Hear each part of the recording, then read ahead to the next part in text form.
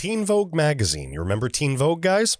Teen Vogue, regardless of what it used to be, is now a socialist propaganda machine made to convince gullible young people to join the revolution. And unfortunately, folks, I'm not talking about Purple Rain.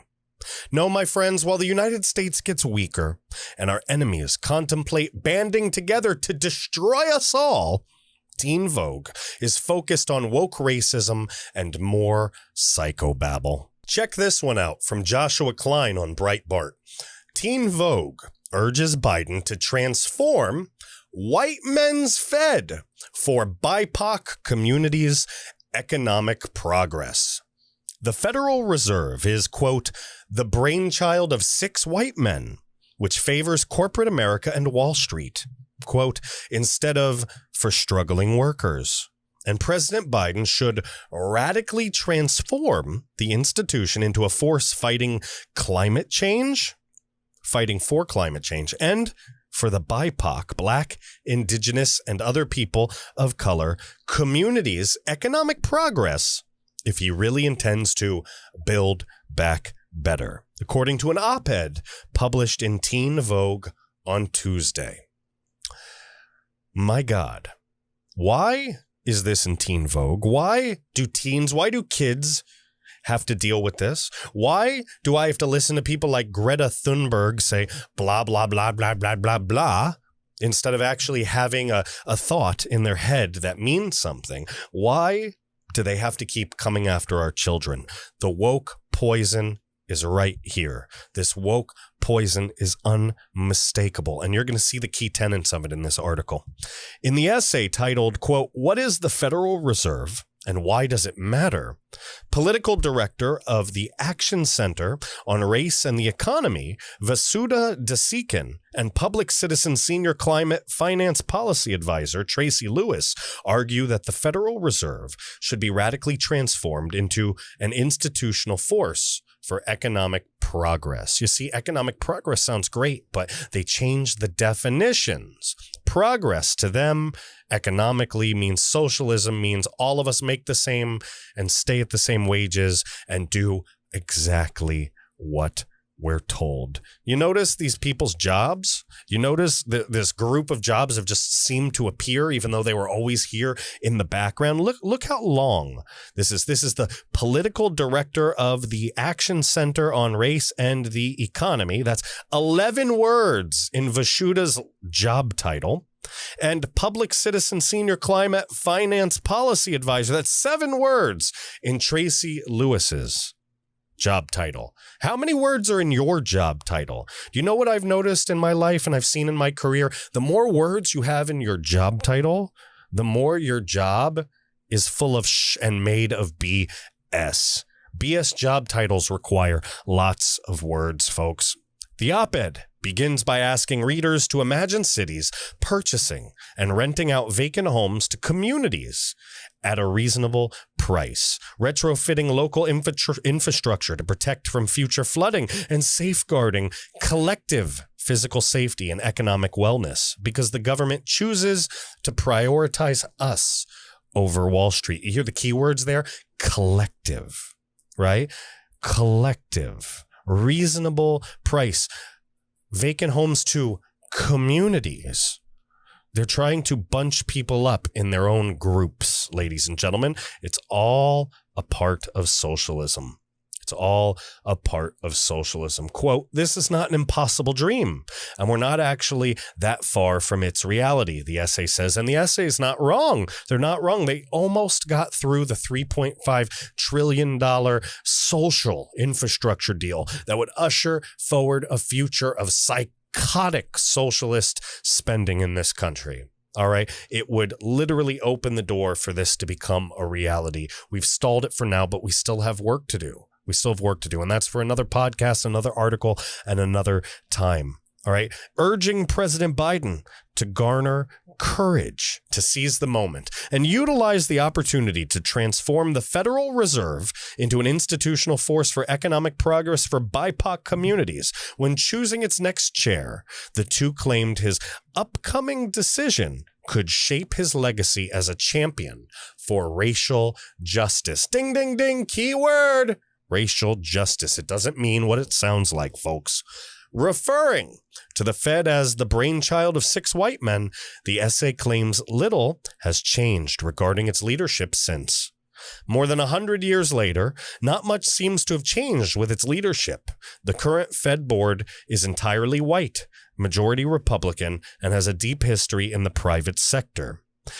I just want you to ask yourself, all right, what conservatives, what Republicans stand for financially, and what Democrats stand for financially. One argues again and again and again and again and again about responsible spending, as I'm sure you know, and it's something we need with inflation going through the roof. You know how hard it is right now to buy and to survive. While Democrats want to spend, which is what you see right now from Biden, his administration, and the Democrat House. And that is why you see them fail. It is not a policy that is sustainable in the United States of America. It's not, but that is what Teen Vogue wants. That's what the socialists wants. That's what the radical left want. That's what the progressive elites want. Spend and extract the wealth from the backs of the American people while disguising it as help for the American people, while describing it as compassion, while describing it as racial justice. It's little wonder then that the Federal Reserve has repeatedly used its massive toolbox to favor corporate America and Wall Street instead of for struggling workers, climate justice, or municipalities, it continues. I think climate justice is BS. It's a made-up word. Climate justice. We have to form the climate police. We have to get those climate bad guys. I know what we can do. We need to, somebody go get me the script for the original Captain Planet cartoon. We have work to do. Folks, it's ridiculous. It's absolutely ridiculous. Climate justice. Tree equity, folks. Tree equity. It then accuses today's Fed of propping up corporate America while the COVID pandemic further devastates Black and brown communities. Though the Fed has extraordinary authority, and that's always what the left, the progressives, the socialists, that's always what they scream for. That's what Teen Vogue is screaming for. They say it refuses to use its power to do more good because of the current chair, Jerome Powell, and his history. Quote, before coming to the Fed, Powell, who you can see in this picture right here, was a partner at the Carlyle Group, a private equity firm known for buying up companies and making them profitable by laying off workers and breaking up unions, it reads. I don't know if you knew this, ladies and gentlemen, but you can be a worker, you can have a company, you can even work together with other people, and you can do it without a union.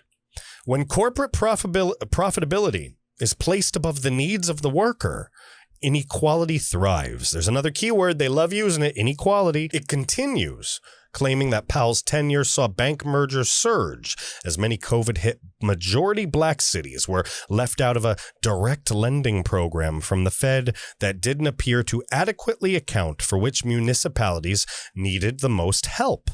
The essay then accuses the Fed of practices which deepen racial and economic disparities. And what I'll add to this is that wokeness itself, this cry for racial justice under the guise of doing something good while truly enacting socialist policies, that is what's actually creating racial and economic disparities in this country. Quote, federal aid funded programs that were meant to uplift small businesses and protect vulnerable workers were exploited by large companies and have clubby relationships with national banks. They have clubby relationships with national banks. The Fed didn't and doesn't do enough to regulate those relationships.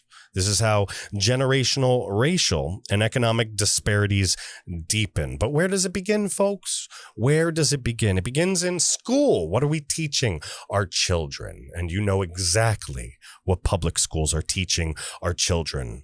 Suggesting climate change will only make these disparities worse, the essay slams the Fed for inadequate action on climate change under Powell and for only recently taking baby steps to address it. Quote, before the 2008, the Fed failed to take speculative mortgages by big banks seriously, and now it is not doing enough to stop the financing of fossil fuels, which are decimating our planet, the two write. And the other day, I just remembered this, and I want you to know this. They asked Jen Psaki directly if Biden is still planning on getting rid of fossil fuels, of not giving government money to companies going after the fossil fuels, fueling our country, keeping our electricity online, you know, all of that good stuff that they want to replace with windmills that are going to cause blackouts in this entire freaking country and use even more fossil fuels to build. They asked Psaki if Biden still plans to defund fossil fuels, and she unequivocally told them his agenda from the beginning was as such, and he continues to strive to do so. He is still looking to destroy oil in the United States. He's still looking to do that. I just wanted to add that in there. It says, it feels like our government has learned nothing from the Great Recession. It says that right there, although they're manipulating the facts for their own Marxist gain. The two claim their only hope or life jacket in this endless sea of troubles, and I'll add that it's created by the left, is the future appointment of women leaders. I say it's the future appointment of the most qualified candidate to do the job, not start the revolution. What gives us hope is thinking about the women who could potentially take over as leaders of the Federal Reserve and shape it as a real force for racial and climate justice, they write. It has nothing to do with what the Federal Reserve does. We're most excited about Lisa Cook, a Michigan State University economist, of course, focused on Black economic history, and Sarah Bloom Raskin, a lawyer and former Fed governor who's been sounding the alarm on climate change. How's this help our economy? Calling them leaders with the creativity and willingness. See, that's what they disguise destruction with, creativity. They want somebody to come in and blow up the system, and they're going to call that creativity. And willingness, the will to rebuild something psychotic on top of the old system. To center economic policymaking on communities that are still reeling from 2008 and are on the front lines of climate change. The two conclude by arguing that appointing such women leaders would be the president's chance to truly build back better. If President Biden really wants to build back better, he'll take this opportunity to shape the Fed into a force for justice for Americans who've been excluded for too long. A Federal Reserve that works for all of us, they write. In August, Teen Vogue urged its young readers to mobilize. See, they're radicalizing kids, to mobilize towards building a socialist future. Ding, ding, ding. Fire alarms going off. Don't have to really dig too much deeper than that, guys. It says they also stated they want to shift the tide in favor of socialism, describing it as, quote, the only system that'll guarantee us as a livable planet and life unburdened from economic exploitation, crushing debt, and racial castes, while claiming there is no future for us under capitalism. Don't you love it when all of the people, at least a lot of them, who knew about socialism, they die, and then a bunch of young kids are sold a stupid story by a bunch of liars, and now they all want to freaking be socialists because, 100 million plus dead people around the world doesn't mean anything. It's not true. Remember, the Holocaust isn't real. AOC cried. She cried when they struck down her defunding of the Iron Dome in Israel. Folks, this is a new world. This is a new country, a country full of people that hate it, a country that want to see it die. And it says right here, quote, at its core, this is what they believe. This is what they posted for our kids. This is what they posted in Teen Vogue. At its core, America's values are white supremacy and capitalism. That is true no matter who has been in office. That is what they believe. That is what they're selling the children across the United States and across the world. That our country is evil. That our country is racist. That white people are evil. I don't know about you, but that sounds very, very familiar to other groups in history that sounds very familiar, and it's dancing on dangerous grounds. Dangerous grounds, ladies and gentlemen. You heard that last line, didn't you? America's values at its core, America's values are white supremacy and capitalism. Let me say that again in case you didn't hear me. At its core, this was the last line in the article, America's values are white supremacy and capitalism. This is Psychology 101. They're literally conditioning people to associate white supremacy with capitalism. They're teaching our kids that our current way of life is evil. Why? Why would they teach our kids to hate our country by lying about capitalism? Well, it's a super simple answer.